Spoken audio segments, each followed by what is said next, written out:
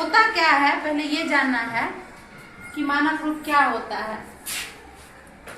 किसी भी संख्या को अगर हम 1 से लेके 10 के बीच में लिखते हैं, ठीक है, किसके बीच में लिखना है, 1 से लेके 10 के बीच में लिखते हैं, तो ये मानक रूप होता है। 10 का मतलब 10 नहीं, 9.9 तक, ठीक है, 9.99 तक, मतलब 10 नहीं पूरना है, दहाई अंक में नहीं जाना है, इकाई अंक में ही संख्या को लिखना है। इकाई दहाई तो पढ़ी होगी ना जी मैम। तो इकाई दहाई में सिर्फ इकाई 1, 2, 3, 4, 5, 6, 7, 8, 9 ये सब इकाई है, इसमें दहाई है कहीं पे नहीं, यानी कि सिर्फ इकाई के रूप में लिखेंगे तो संख्या जो है हमारा मानक रूप में रहेगा। ये याद रखना, इस बार गलती नहीं होना चाहिए, ठीक है ना। 1 से लेके 10 तक के बीच में अगर कोई संख्या हो तो वो मानक रूप में होता है, ये हमको करना है बस। अब जो है मान के चलो 2, 3, 4, 5, ये तो ये 1 से लेके 10 के बीच में तो नहीं है, ये कितना है, इकाई दहाई सैकड़ा हजार, मतलब 2345, ठीक है। तो इसको हम क्या लिख सकते हैं, इसको बनाना है हमको 2, इसको बनाना है 2, तो इसमें हम लगाएंगे यहाँ पे दशमलव, 2.345 दशमलव लगा दिए। अब दशमलव लगा दिए तो इसमें आगे क्या करेंगे, ध्यान से देखना, इसको हम यहाँ पे समझाते हैं कि 2.345, ठीक है। अगर इसको हम अगर हम उड़ाते हैं दशमलव को तो कितना आएगा, 1000, ठीक है। 3 यहाँ पे है तो 3 जीरो आएगा नीचे। अब इस 3 जीरो मतलब कि हम 23,345 था, 2345 बटा 1000 हमारा इसका आंसर है, इसका ये है इसका मतलब। तो हमको ये तो चाहिए नहीं, हमको तो टोटल यही चाहिए। ऐसा थोड़ी ना कि 2000 रुपया था हम उसको 2 रुपया बना देंगे, ऐसा तो कभी नहीं होने वाला है। तो कुछ और करना होगा, तो क्या करेंगे, हम इसको 1000 से यहाँ क्या करेंगे, गुना करेंगे, बोलना मत अभी। तो ये क्या हो जाएगा हमारा कट के 2, 3, 4, 5 2345 ही बचेगा। ये 1000 कट जाएगा तो कितना बचेगा, ये 2345। तो यानी कि हमारा ये वाला पार्ट क्या है, ये वाला पार्ट हमारा 2.345 है ना, यही वाला पार्ट ना 2.345 है। और जो ये एक्स्ट्रा बच गया यही तो 10 पे पावर 3 बनता है, समझ में आया। ये वाला हमारा पार्ट ही जो है क्या है 2.345 है ना, ये जब लगाएंगे दशमलव तो यही आएगा। और ये हमारा क्या हो गया 10 पे पावर 3, इसलिए जो है ये जो है हमारा संख्या का मानक रूप है। तो यानी कि हम जब दशमलव, तो हम इसको शॉर्ट, इतना लंबा तो हम जाएंगे नहीं आंसर बनाते वक्त, इसको हम शॉर्टकट में देखते हैं। तो शॉर्टकट में अगर 3 अंक के बाद दशमलव लगाए हैं तो 10 पे पावर 3 से क्या कर देते हैं, गुना। पर उसका कंसेप्ट क्या है, ये है। समझ में आया कंसेप्ट, समझ में आया कंसेप्ट जी सबको जी मैम। अब हम दूसरा एग्जांपल जैसे देखते हैं 2.2000006, ठीक है।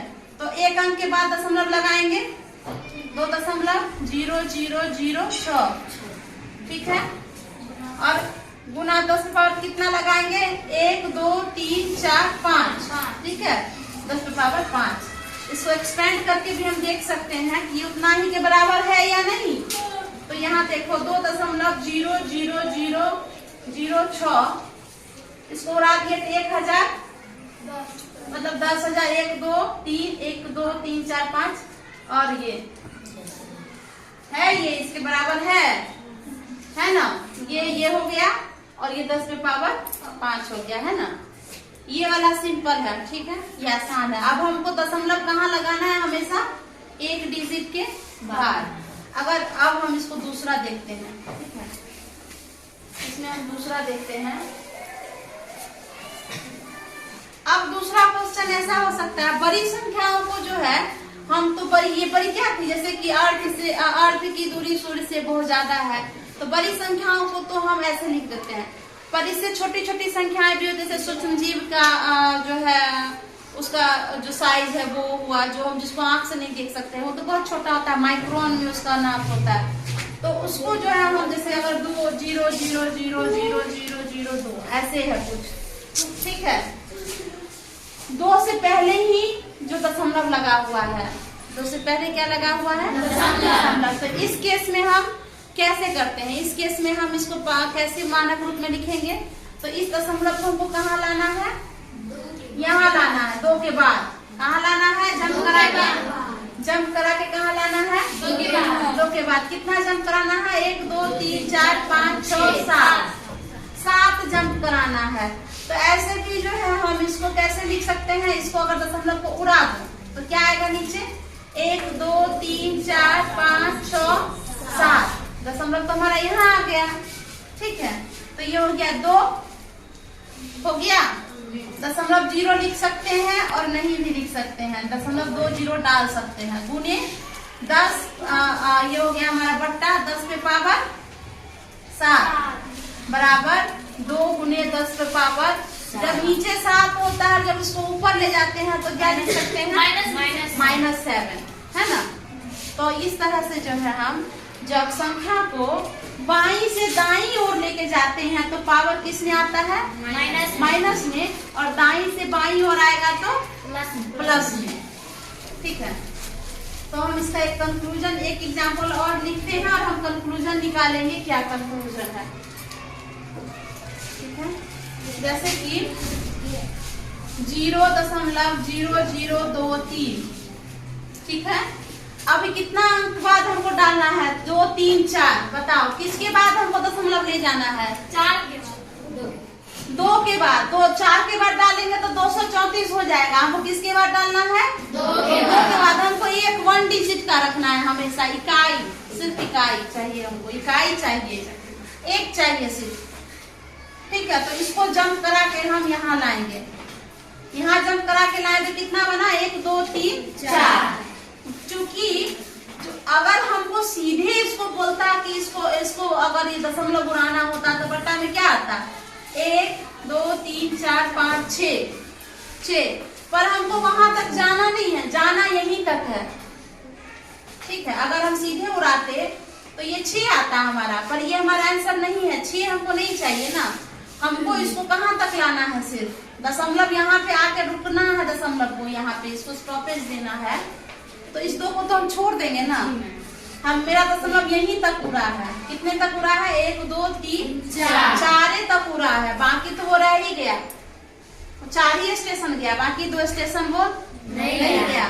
तो 4 स्टेशन का यहाँ 4 को 0 हुआ, तो ये हमारा हो गया। अब हम इसको बट्टा उड़ा के कॉपी पे नहीं दिखाना है, हमको डायरेक्ट बनाना है, ठीक ना। ऐसा नहीं तुम लोग अब उड़ा के ही दिखाने लगोगी, कॉपी में ही उड़ा के दिखाने लगोगी, ऐसे जंप किया। हाँ, ऐसा करती है, हमको पता है, इसी को जंप करवा देगी, यही कॉपी में ही जंप करा देगी, ठीक है। 2 दशमलव, ठीक है, ये 0.34 आएगा, और कितना पावर जाएगा? 10 पे पावर -4, ठीक है। 2.34 गुने 10 पे पावर -4, पीछे वाला 0 क्या करेंगे? हटा देंगे। तो हमारा फाइनल आंसर क्या हो जाएगा? ये समझ में आया? इतना आवाज से अच्छा है पढ़ने में ध्यान लगा देती हूँ, ठीक है ना। कंक्लूजन क्या हम निकाल सकते हैं? कंक्लूजन निकाल सकते हैं हम,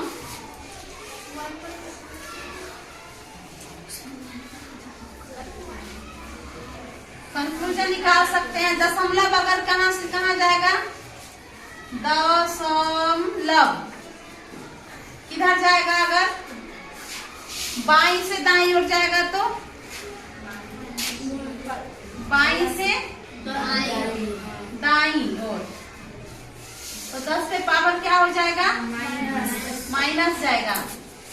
और दशमलव अगर दाईं से बाईं ओर जाएगा तो 10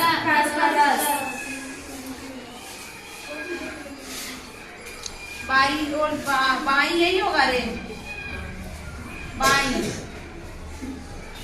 ठीक है। तो क्या हो जाएगा? ये 10 पर प्लस होगा। समझ में आ गया? इस तरह से जो है हम लोग मानक रूप में संख्याओं को लिखते हैं। आप